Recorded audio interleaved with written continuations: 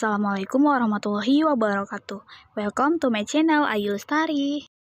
Pada video kali ini kita akan mengapresiasi cerpen pada angkatan 80-an yang berjudul Ziarah, karangan dari Iwan Simatupang.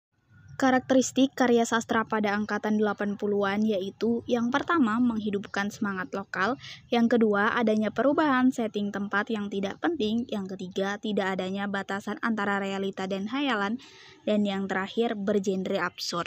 Langsung saja kita analisis yang pertama, yaitu menghidupkan semangat lokal. Dalam cerpen ini terdapat kutipan cerita yang mengandung semangat lokal, yakni saat sang pelukis yang tidak diketahui namanya itu mendapat tawaran pekerjaan yang ia sukai. Hal ini dapat kita lihat pada kutipan berikut. Pelukis menerima tawaran itu dan esoknya ia mulai bekerja mengapur tembok pekuburan kota Praja itu 5 jam berturut-turut tiap harinya. Sedangkan offsetter penguburan mengintip dari rumah dinasnya. Pekerjaan baru pelukis ini membawa perubahan tingkah laku pelukis, sehingga membuat seluruh negeri geger, hingga wali kota akan memberikan offsetter perkuburan. Saat hidup, sang pelukis tak tentu arah, karena ditinggal mati oleh istri yang baru dinikahinya.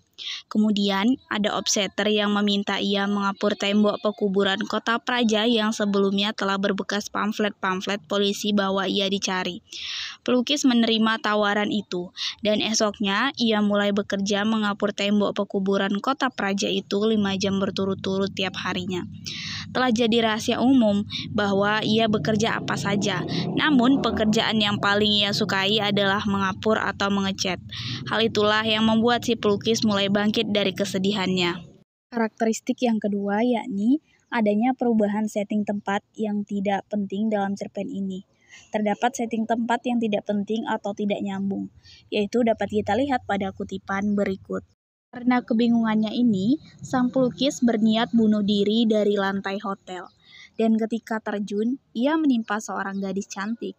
Tanpa diduga, sang pelukis langsung mengadakan hubungan jasmani dengan gadis itu di atas jalan raya. Hal ini membuat orang-orang histeris, dan akhirnya seorang brigadir polisi membawa mereka ke kantor catatan sipil dan mengawinkan mereka. Tersebut terlihat jelas bahwa setting tempatnya itu tidak nyambung dengan jalan ceritanya yang tiba-tiba berubah. Latar yang awalnya terdapat di lantai hotel kemudian berpindah ke jalan raya dan terakhir berpindah pula ke kantor catatan sipil. Latar tempat juga dibuat tak jelas. Pengarang hanya menyebut kota dengan wilayah pantai. Latar waktu juga demikian. Tak ada batas dalam cerita yang menunjukkan kepada pembaca mana alur maju atau alur mundur. Karakteristik yang ketiga yakni tidak adanya batasan antara realita dan hayalan. Dalam cerpen ini terdapat kutipan yang bermakna hayalan. Dapat kita lihat pada kutipan berikut. Karena kebingungannya ini, sang pelukis berniat bunuh diri dari lantai hotel, dan ketika terjun, dia menimpa seorang gadis cantik. Tanpa diduga, sang pelukis langsung mengadakan hubungan jasmani dengan gadis itu di jalan raya. Dapat kita lihat bahwa makna dari kutipan tersebut hanya berupa hayalan seorang yang sedang depresi dan bingung, lalu memutuskan untuk bunuh diri, kemudian malah terjun dan menimpa seorang gadis cantik. Lalu mereka melakukan hubungan jasmani di jalan raya. Jika dilihat dalam kehidupan nyata, tidak akan ada kejadian seperti itu. Logika mana bisa menerima orang yang menjatuhkan diri dari lantai 4 sebuah hotel tidak terluka sedikit pun atau bahkan mati. Dia malah menimpa seorang gadis untuk kemudian keduanya bercinta di tengah jalan. Karakteristik yang keempat yakni bergenre absurd. Dalam cerpen ini memang terkenal dengan alur yang aneh dan cerita yang tak masuk akal. Kabarnya membuat penerbit meminta Iwan untuk mengubah naskah tersebut. Tapi Iwan ngotot menolak. Dia bilang, jika cerita diubah, ia berarti telah menulis novel lain. Genre absurd ini dapat kita lihat dari beberapa hal, yakni sebagai berikut. Karakter dalam cerpen Ziarah ini tak bernama. Mereka hanya disebut dalam kata yang menunjukkan hubungan sosial, seperti pekerjaan, keluarga, dan pernikahan. Bukan cuma pembaca yang tak mengetahui nama tokoh dalam novel ini. Tokoh-tokoh novel ini sekalipun tak saling memanggil dengan nama. Bahkan, pelukis dan istrinya tidak mengingat nama satu sama lain. Bukan hanya karena perceritaan di dalamnya tak masuk akal, tapi berganti-ganti sedemikian cepat.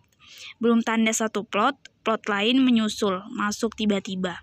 Dua plot kadang ditumpuk jadi satu, menciptakan plot sama sekali baru.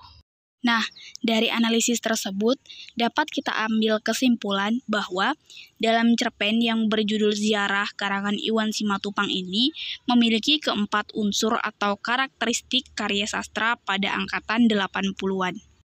Nah, itulah tadi pembahasan kita pada video kali ini mengenai analisis cerpen pada angkatan 80-an.